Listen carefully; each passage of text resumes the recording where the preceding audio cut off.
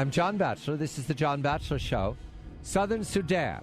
The critical vote, January 9th, now come and gone. It is January 10th in Juba, the capital of Southern Sudan. The vote was to separate from the rest of the country ruled by the government of Khartoum, a government that is much suspect in the world as either a rogue or failed state led by a man, Bashir al-Bashir, who has been associated with genocide, who has been charged that, and who is under indictment by the International Criminal Court. Setting that aside, Southern Sudan is looking to liberate itself from the depredation of the North. And John Avlon of CNN and the Daily Beast, who is the author of Wingnuts, and I'm happy to welcome on this program regularly, is now in Juba, the capital of Southern Sudan, to report on the voting yesterday, the incidents, and the good news from Africa.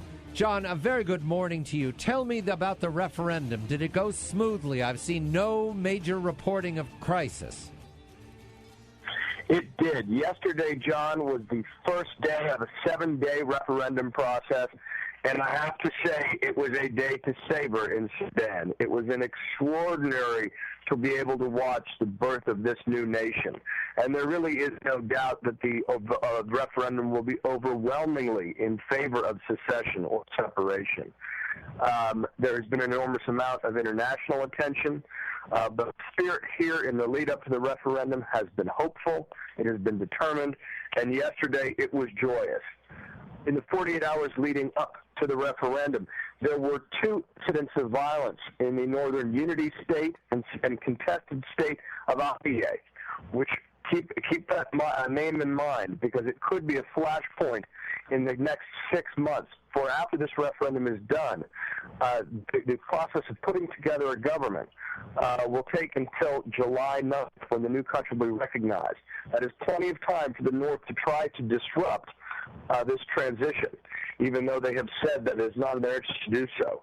In the Abyei state, there are unconfirmed reports that as many as 30 people were killed in tribal fighting, which has often served as a proxy war between the North and the South.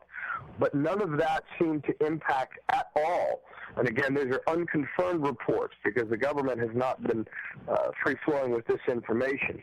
But it has not affected at all the tone, tenor, or optimism of yesterday. Overflowing churches, overflowing poll places, a hopeful day, and America has a strong new ally. English will be the new official language of the new state of Sudan. Christianity is its overwhelming religion. The widely expected to become the new president of South Sudan, Salva Kiir, wears a black cowboy hat that he got from George W. Bush. It was an extraordinary day yesterday, and 6 days of the referendum to go. I'm speaking with John Avlon from Juba, Southern Sudan, very far away, and it is Monday morning. John, the facts are that the vast majority of energy in Sudan is in the Southern Sudan, in several large developing regions, but the pipeline flows past Khartoum to the exit, and that means that these 2 countries must remain in some fashion intimately involved. Is there any comment right now about how they're going to work together pending the success of the separation? Yes, there is not only mutual self-interest and mutual dependence, but that has been part of the 2005 peace accords negotiated by the Bush administration, which put an end to the 20-year civil war and the genocide that was occurring in Darfur. One of the pivot points in the lead up to this referendum, and it's important for people to appreciate, that the experts on the ground doubted seriously even 3 months ago that this referendum would be possible. They expected that it would be delayed and perhaps denied. But a number of things occurred in the past 3 months to shift momentum.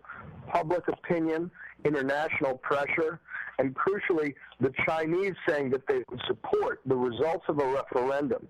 And one of the key pieces that moved the Chinese to do so was a newly organized South, creating a broad coalition and raising the possibility of a future southern pipeline through Kenya. That got people's attention. But in the near term, as part of the Comprehensive Peace Agreement of 2005, there are arrangements for literally power sharing when it comes to resources, because there is this mutual dependence. Resolution of the still contested border state of Abyei will also be wrapped up in questions of oil and tribal rights. But for the time being, people are hopeful that there will be a deal be able to work out between the oil resources in the south and the refining capacity and port, which is still in the north in Khartoum. There have been reports of preparation for fighting or more fighting after the referendum. Do you give any credence to those reports? I mentioned, for example, those Russian tanks that were intercepted by accident off of Somalia that were said to be designated to be moved into Southern Sudan. The important thing to keep in mind is that this game isn't over when the referendum ends in 6 days.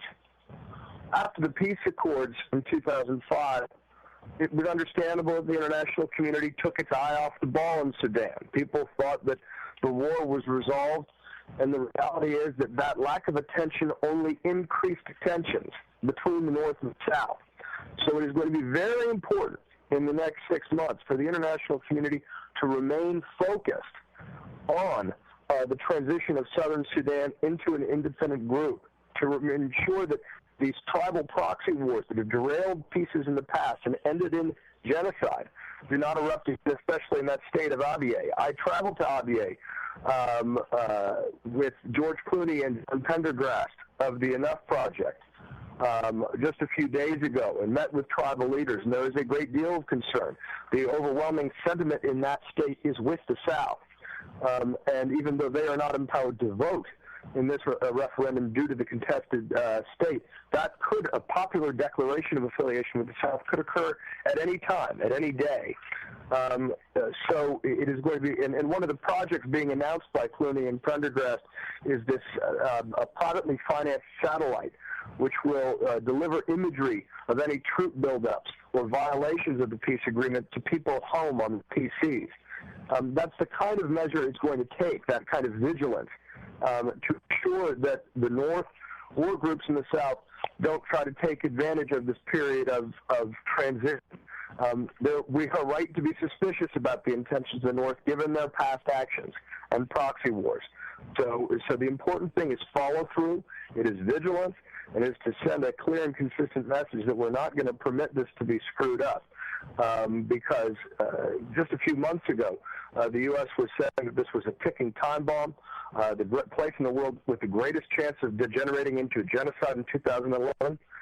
The last 3 months, things have turned around. This is a hopeful day, but we need to keep our focus to ensure that there's not serious and violent black siding.